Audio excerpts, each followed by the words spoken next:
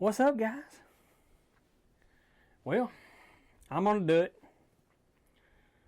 I'm gonna show you guys my bow setup and why I shoot what I shoot, and I'm gonna do it in a series of videos. Today I'm gonna go over my bow setup and the simplicity of it and why I choose to go that route.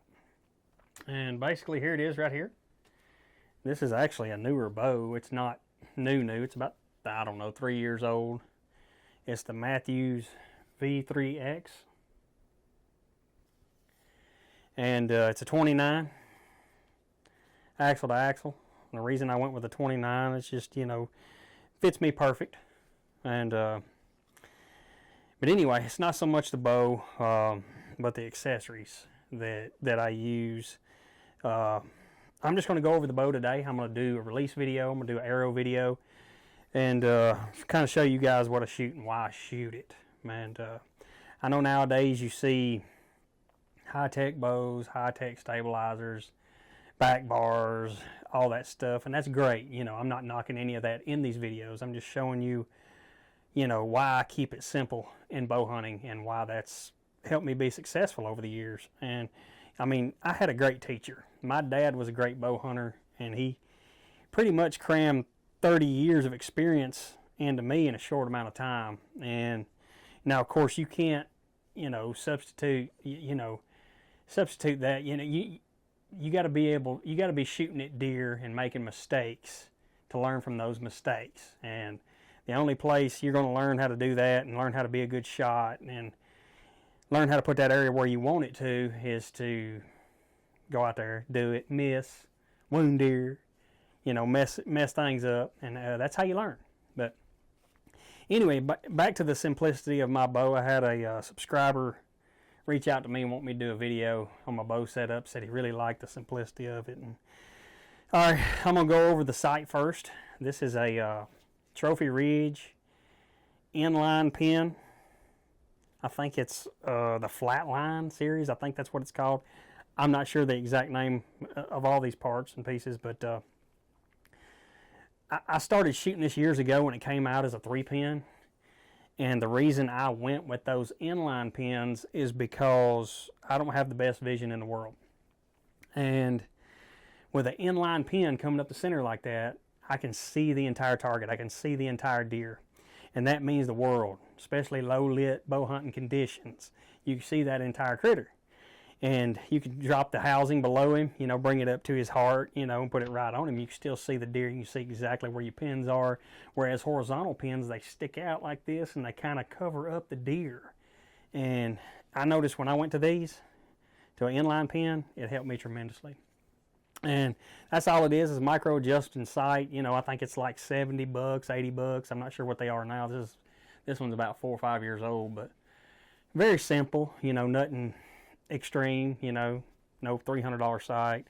I got the Trophy Ridge quiver, and first and foremost, I'm not sponsored by any of these guys. I'm just showing you what I use and why I use it. It's a simple quiver, it's the light up quiver. It's detachable, real easy. You just put it on there, whatever.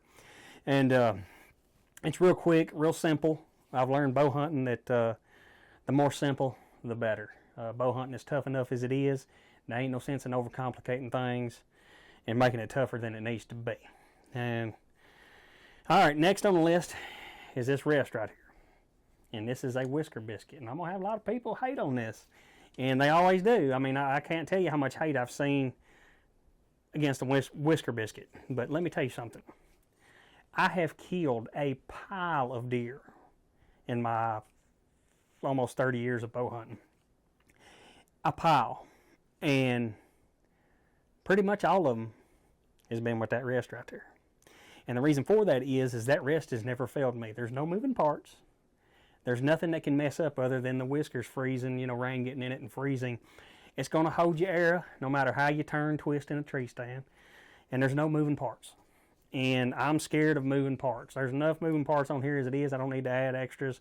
This thing right here has never failed me. I can shoot distance with it. I can shoot 70, 80 yards. If it does slow your arrow down, it's not noticeable to us or the deer. But anyway, tried and true, very simple. It works. And if it ain't broke, don't fix it. That's my motto when it comes to bow hunting. I just have a stabilizer on here. It's got this back bar. Trophy Ridge makes it. It's pretty cheap. It's not that expensive. I can't remember what the price tag on that is. But anyway, it's pretty cheap. And as far as poundage on my bow, I don't shoot a crazy amount. I probably shoot almost right at 65 pounds. 60, 65 pounds, I found that's perfect for me, especially in situations where I have a lot of clothing on, or I'm trying to move around in a tree stand, you know, what have you. It just I can get it back. I can push it straight away from me slowly if I need to. Whereas on 70 pounds, it's just a little much. I need to kind of raise it up, push it out like that. And unnecessary movement. And to be honest with you, as fast as these bows are nowadays, you don't need it. You don't need it. And I run a lighter arrow setup, and I'm going to talk about that in a different video. But basically, like I said a minute ago, the more simple, the better when it comes to bow hunting. Things are complicated as it is. You know, you're trying to get a critter 20 yards, 30 yards, you know, and play the wind, do all that stuff, and get a shot at him, and then make the shot count.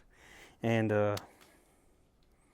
like I told the subscriber, the more simple, the better. And if it ain't broke, don't fix it.